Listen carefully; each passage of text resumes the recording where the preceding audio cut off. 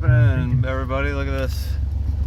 I walked in there to look at guitars, which I don't need another guitar right now. I got one coming back from paint still. Look at that, an acoustic Martin. So that was at least a $2,000 guitar. It was a special Martin special. I don't know what, but I went in and looked in, and there's nothing less than $2,000 there for a Martin. Just busted to pieces in the dumpster, along with a really fucking 12-inch cabinet, but they busted the magnet off the speaker and everything. Just trashed it. Unfortunate. But anyway, just a quick video to check in with you guys, see what's happening.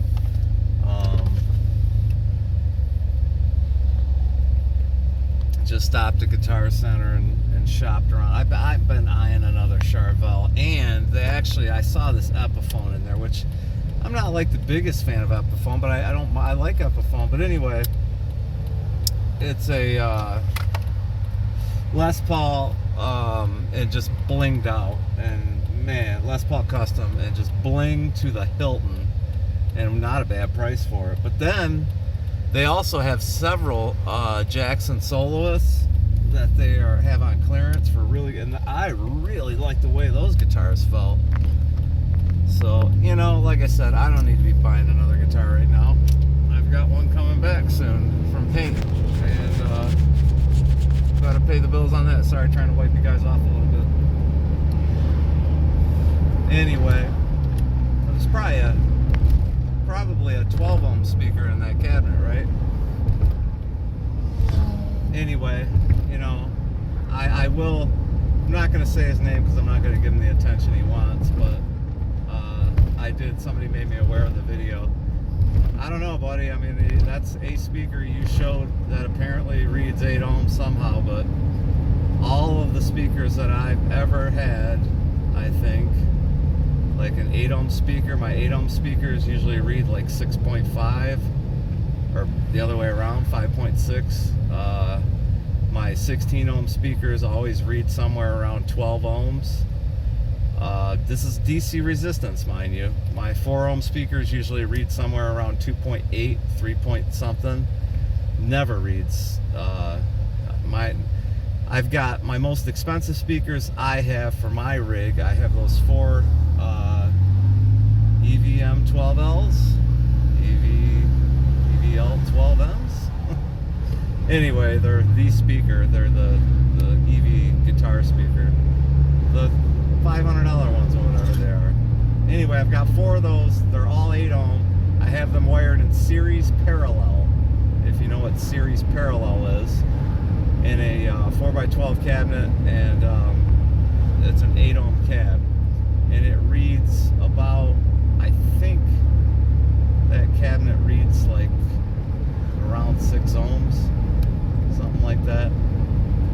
But like I say, when you're dealing with impedance, because you're taking that measurement in DC resistance, and you're dealing with impedance with basically an inductor, you have to account for all that in DC resistance. Whatever. I mean, it's I'm not going to argue stupidity, because you can't fix dumb, right? And you can't help anybody that already think. How can you learn anything if you already know everything? You try to learn something new every day, right? That's like what we're supposed to do. It's kind of a rule of thumb for most people. In my profession, I don't claim to know everything about it, and I certainly don't know everything about my hobbies. And I hope I never get to the end of knowing about music. I hope I never get to a place where I just know it all and I'm happy.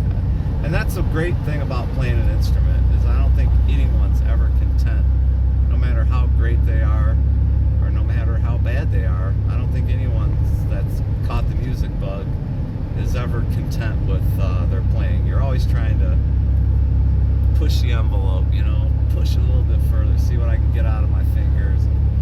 I've got when I get my guitar back, I've got a little surprise for you guys, so planned out.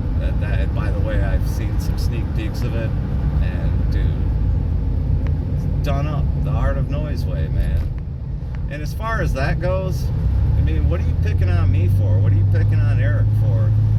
Talking about, oh, well, you know, oh, it's Eric. I go contact Iron Maiden and say, hey, dude, I made you this guitar, made these guitars. Like, why are you picking on? Why don't you go? I'm a hobbyist. Eric is a professionalist.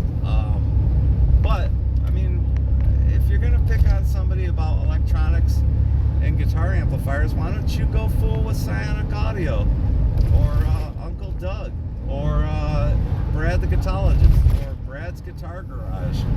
Why don't you go argue with one of those guys?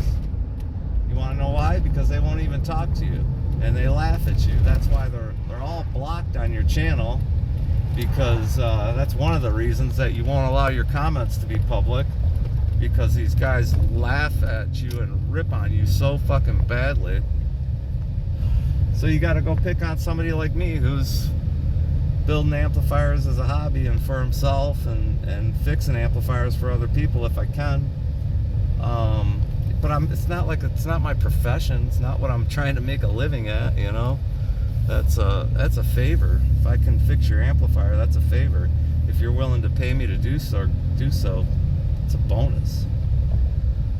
It's not like I'm looking to open up a Friedman guitar amplifier. It's not like I'm looking up to open up a fucking electronics company or a guitar amplifier company or anything related to that, for that matter. I mean, why don't you go pick on one of those guys? Because you can't, because they've already just... Dude, when you have people that I don't even know talking in forums, laughing about the shit you say, and then you come try to tell me about some shit I already know. I mean, teach me for something. That's cool. I'm sure I could share something with you and you could learn something, but like I said, it's not possible to learn when you already know everything. For the rest of y'all, peace out. Till next time.